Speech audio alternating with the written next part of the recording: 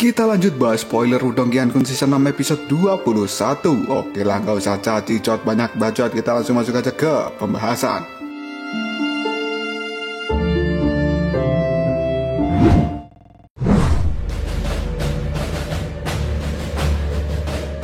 Pada saat ini 1 bulan lebih 3 hari telah berlalu di dalam ruang dimensi kunci kuno. Namun Lindong masih saja belum keluar dari mode pelatihan untuk membentuk dunia baru di Istana Niwan di dalam alam spiritualnya. Selama waktu pelatihannya ini, energi dari pohon surgawi Fuling sudah mulai habis karena dilahap perlahan oleh Lindong. Sambil berjaga agar tidak bosan, Xiaoyan dan juga Xiaodiao terus bermain kejar-kejaran. Dan kali ini, Xiaodiao merasa bahwa permainan ini harus segera berhenti karena Xiaoyan tidak akan bisa menangkapnya. Xiaoyan pun mengaum dengan keras. Dia terlihat sedih karena Xiaodiao tidak mau bermain lagi. Padahal dirinya masih sangat ingin menangkap dan mendapatkan hadiah dari Xiaodiao. Sambil mengamati tubuh Lindong yang masih belum membuka matanya, Xiaodiao saat ini berkata dalam hati, "Lindong telah menyerap semua energi dari pohon Fuling. Tapi kenapa aku merasa bahwa dia belum menciptakan dunia baru di Istana Niwannya? Apakah dia telah gagal? Atau mungkin saat ini dia malah sudah berhasil dan sedang fokus untuk segera menerobos menjadi Master Surgawi karena dia mungkin tidak mau menundanya lagi." Setelah Xiaodiao berkata seperti itu, Lindong pun membuka matanya. Terlihatlah tatapan sayu dari kedua mata Lindong. Dia kemudian menunjukkan raut wajah bersedih sambil menggelengkan kepalanya. Dan Lindong kini mengatakan, "Sedikit lagi aku berhasil, tapi aku kehabisan energi." Dan saat ini, mayat kuno itu masih tergeletak di lantai tepat di belakang Lindong berdiri. Dan tiba-tiba saja, mayat kuno itu pun meledak dengan sangat keras, membuat Lindong dan Xiaodiao kaget. Dan tidak lama kemudian, sebuah cahaya ungu melesat dengan cepat ke arah Lindong. Xiaodiao yang melihat hal ini pun panik, dan dia mengatakan dalam hati, "Gawat." Sedangkan Lindong pun kaget, dan dia juga berkata dalam hatinya, "Apa ini?" Karena sekarang, cahaya ungu itu telah masuk menembus dahi Lindong.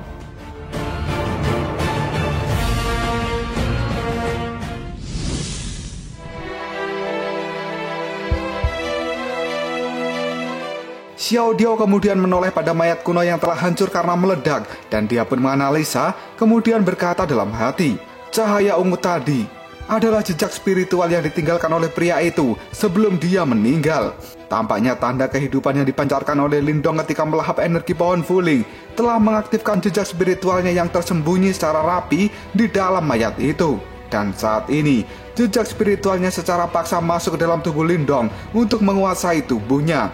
Xiaoyan yang melihat Lindong masih berdiri diam saja, dia pun mendekatinya dan mengaum dengan keras karena Xiaoyan berusaha ingin menyadarkan Lindong. Namun auman dari Xiaoyan itu tidak berpengaruh sama sekali karena pada saat ini Lindong masih diam saja dan tatapan mata dari Lindong seolah-olah kosong karena ternyata pikiran dari Lindong pada saat ini masuk ke dalam alam spiritualnya. Dia melihat sebuah jejak spiritual yang tadi menembus dahinya dan Lindong berkata, "Apa itu?" Dia mencoba merusak istana Niwanku. Sial, apa dia ingin menghancurkan istana Niwan milikku ini? Jejak spiritual yang melihat kedatangan dari Lindong, dia pun berkata, "Bocah, berikan tubuhmu padaku, maka aku akan memberikanmu kekuatan yang tidak terbatas." Lindong kemudian mengeluarkan batu simbol pelahap dan dia berteriak, "Siapa kau? Dari mana asalmu? Cepat keluar dari tempat ini." Jejak spiritual yang melihat Lindong memiliki batu simbol pelahap kali ini mengatakan, "Hei bocah, kamu ternyata adalah pemilik batu simbol pelahap. Namun saat ini kamu masih lemah dan kamu tidak akan bisa menggunakannya dengan baik. Biarkan aku yang mengendalikan tubuhmu dan aku akan memastikan jika kamu akan menjalani kehidupan yang sangat indah."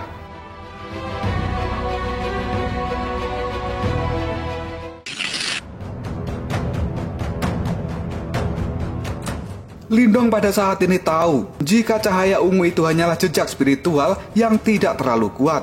Namun pada saat ini jejak spiritual tersebut memiliki kekuatan mental yang lebih tinggi dari Lindong. Dan sekarang jejak spiritual itu berusaha menghancurkan istana Niwan milik Lindong. Dengan sekuat tenaga, Lindong pun akan mempertahankan istana Niwannya dan dia melawan jejak spiritual jahat itu. Lindong pun merasa bahwa jejak spiritual tersebut hanya membual. Jika dirinya berhasil menguasai tubuh ini dan memegang batu pelahap, kemungkinan dia juga tidak akan bisa mengendalikannya Karena jejak spiritual itu hanyalah orang yang memiliki hati yang kejam, dan dia pasti akan dengan paksa melahap kekuatan dari batu pelahap ini. Tidak lama kemudian jejak spiritual jahat itu pun mengatakan, "Bocah, ini adalah berkah untukmu, karena tubuhmu telah terpilih untuk aku tempati. Maka jangan menolak lagi. Jika kamu menolaknya, maka aku akan benar-benar menghancurkan energi spiritualmu, dan jiwamu akan menghilang selamanya." Setelah berkata seperti itu, jejak spiritual jahat itu pun memberikan serangan cahaya ungu yang sangat kuat ke arah Lindong. Namun sekarang, Lindong masih bertahan dengan perlindungan dari batu jimat pelahap, supaya istana Niwan milik Lindong tidak hancur oleh serangan itu. Jika sampai hancur, maka tubuh Lindong akan dikuasai oleh jejak spiritual yang jahat. Pada saat Lindong sedang bertahan ini, tiba-tiba saja muncullah suara yang cukup keras. "Kau berani menyerangnya, kau berani untuk mencoba membunuhnya. Maka saat ini, kaulah yang akan mati."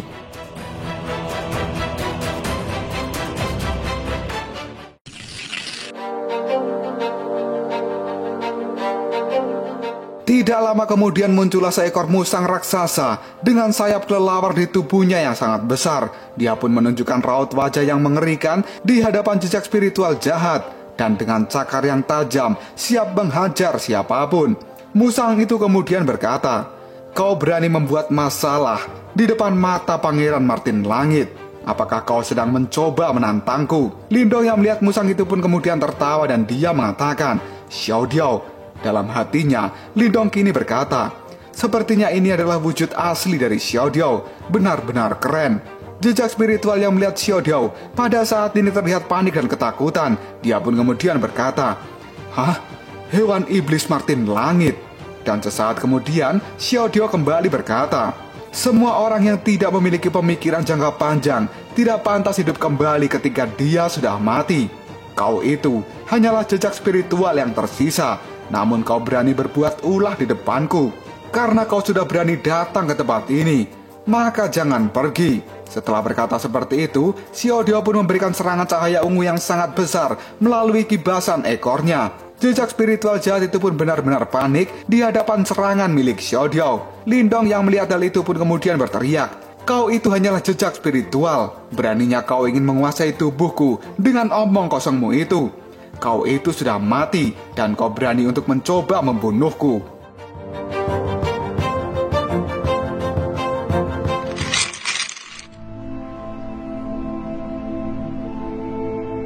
Jejak spiritual jahat yang melihat serangan dari Xiao Diao benar-benar ketakutan, dan dia pun kali ini berkata, "Binatang iblis surgawi, aku tahu bahwa saat ini kamu itu hanyalah sebuah roh. Jika aku bisa dibangkitkan kembali dan menempati tubuh bocah ini, maka aku juga pasti bisa menghidupkanmu kembali. Kamu tidak kenal dengan bocah ini. Kenapa kamu harus melindunginya?" Dengan tatapan marah, Xiao Diao pun menjawabnya, "Dasar anjing tidak tahu diri. Asal kau tahu saja, aku sudah lama bersama dengan bocah ini, dan selama ini dia selalu menjagaku dengan baik. Dan kamu hanyalah orang asing dari luar yang berani bertindak bodoh di hadapan Pangeran Martin Langit ini. Yang pantas untukmu hanyalah kematian." Setelah mengatakan hal itu, Xiao Diao pun melakukan semburan cahaya ungu dari mulutnya. Semburan itu memiliki energi penghancur yang mengerikan. Lindong yang melihat Xiao Diao pada saat ini benar-benar kaget dengan kekuatan besar itu. Dan Lindong pun melongo kemudian berkata, "Xiao Diao, dia mengatakan tentang orang luar. Sebenarnya apa sih yang mereka bicarakan itu? Bukannya mereka berdua itu adalah sama-sama orang dari luar?" Dan saat ini, semburan energi ungu milik Xiao Diao langsung menghantam jejak spiritual jahat itu. Dia pun berteriak dengan keras. Xiao Diao yang melihatnya tersiksa kali ini mengatakan, "Karena kau sudah mati, maka jangan pernah berpikir lagi untuk melakukan sebuah kesalahan yang bodoh. Mulai sekarang, beristirahatlah dengan tenang." Secara perlahan jejak spiritual jahat itu mulai lenyap, dan pada akhirnya benar-benar musnah oleh serangan dari Xiao Diao. Namun kekuatan spiritualnya masih tertinggal di istana Niwan milik Lindong. Kekuatan spiritual itu sangat banyak dan berhamburan di mana-mana. Xiao Diao kemudian kembali ke bentuk imutnya, dan dia berkata pada Lindong, "Lindong, lahaplah kekuatan dari jejak spiritual itu dan gunakan untuk segera naik ke master simbol surgawi." Lindong pun tersenyum dan dia mengatakan, "Baiklah." Sesaat kemudian, Lindong mulai menyerap kekuatan dari jejak spiritual yang telah hancur menggunakan batu simbol pelahap di tangannya. Dan kini, Lindong pun berkata dengan lirih, Xiao Diao, terima kasih.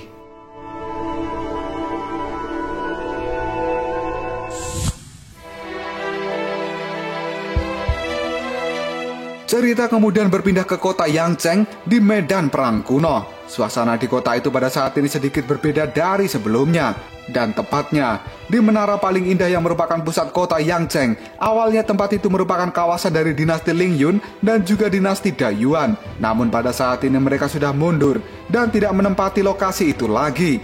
Karena di menara paling indah pada saat ini, sudah ada dinasti yang lebih kuat yang menempati kawasan itu. Ya, mereka adalah dinasti Moyan. Mereka dengan paksa telah merebut kawasan dari dinasti Lingyun dan juga Dayuan. Dan saat ini, semua orang sedang membicarakan tentang adanya pimpinan dari 3 dinasti lain yang telah ditangkap oleh dinasti Moyan. Karena pada saat di Lembah Batu Petir, orang-orang ini berteman dekat dengan Lindong. Yang kemudian, Lindong mendapatkan kunci rahasia kuno, namun tidak mau menyerahkan pada dinasti Moyan. Dan Lindong malah menghilang begitu saja. Atas kelakuan dari Lindong ini, pimpinan dari dinasti Moyan yang bernama Chen Mu menjadi murka. Dan dia menangkap siapapun yang menjadi teman dekat dari Lindong. Semua orang kini mengatakan bahwa dinasti Moyan itu benar-benar kejam. Karena mereka menggunakan cara tercela untuk menawan teman-teman dari Lindong supaya bisa memancing Lindong keluar dari persembunyiannya. Orang-orang kini mengatakan Lindong jelas bukan orang yang bodoh. Dia tahu jika dinasti Moyan itu sangat kuat. Namun jika sampai Lindong berani muncul, apakah dia masih akan berani menantang dinasti Moyan sendirian? Dan yang sangat disayangkan adalah pada saat ini 3 pimpinan dari dinasti lain yang telah ditangkap oleh dinasti Moyan adalah Moti dan juga yang lainnya. Jika Lindong tidak segera menunjukkan diri, maka kemungkinan besar Moti dan yang lainnya tidak akan pernah dilepaskan. Semua orang dari Yangcheng kini geram dengan perbuatan dinasti Moyan. Namun mereka juga tidak berani berbuat apapun karena kekuatan mereka tidak mampu melawan kekuatan dari Moyan. Semua orang pun berharap semoga saja ada jalan lain untuk Moti dan kawan-kawannya. Karena sekarang Moti, Tang Xuan, Liu Xuan, serta kelompok lainnya telah diikat dan dikurung oleh dinasti Moyan. Tubuh Moti, Tang Xuan dan juga Liu Xuan sangat mengenaskan karena seluruh tubuh mereka penuh dengan luka. Mereka mendapatkan siksaan dari orang-orang dari Moyan yang tidak berperi kemanusiaan itu.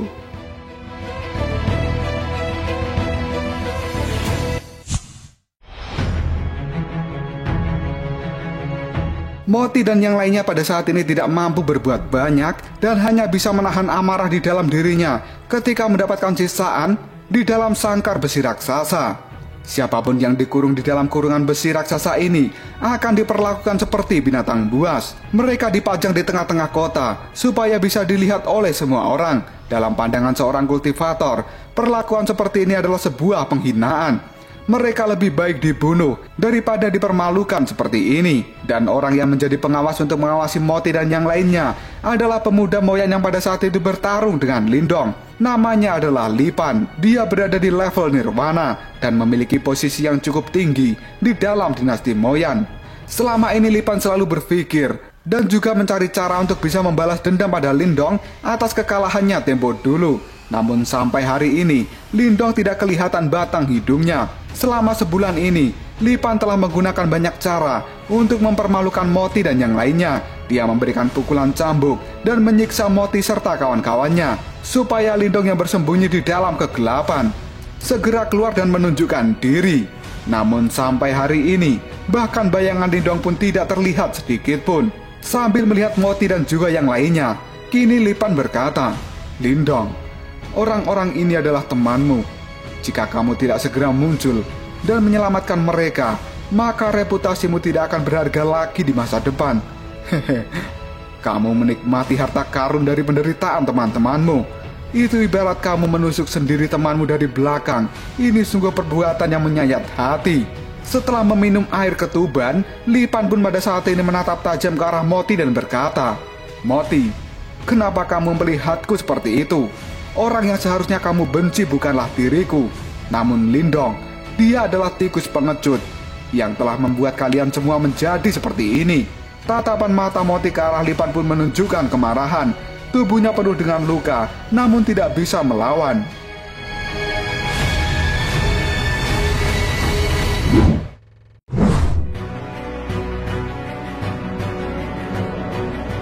Dan tiba-tiba saja, Moti pun kini berteriak, "Jabingan kau Lipan, jangan sampai aku bisa lepas dari tempat ini. Jika tidak, maka aku akan merobek kulit dan dagingmu.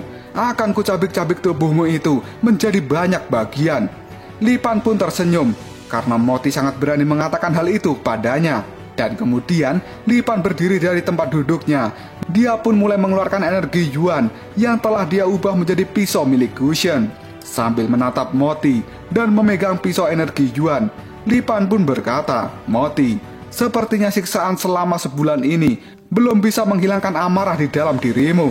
Mungkin karena selama ini aku masih terlihat lembut di depanmu ya. Baiklah, kalau itu maumu." Dengan cepat Lipan pun melemparkan 3 pisau Yuan ke arah Moti dan yang lainnya. Sesaat setelah itu, teriakan keras pun terdengar dari dalam kurungan raksasa, dan darah pun mulai muncrat dari tempat itu. Karena pada saat ini, terlihatlah sebuah tangan yang telah terluka dan penuh dengan darah akibat serangan pisau Yuan milik Lipan. Ternyata serangan Lipan itu tidak diarahkan pada Moti, melainkan pada orang yang ada di belakangnya. Tujuannya adalah supaya Moti melihat temannya tersiksa, karena itu akan lebih menyakiti hatinya daripada dia sendiri yang tersiksa. Perbuatan Lipan ini membuat emosi Moti memuncak, dan dia pun menunjukkan kemarahannya, kemudian berusaha melepas tangan yang telah dijepit menggunakan pasung besi. Moti pun kini berkata dalam hati, "Kau membuatku marah. Beraninya kau melukai mereka. Dasar kau sampah, jabingan Lipan."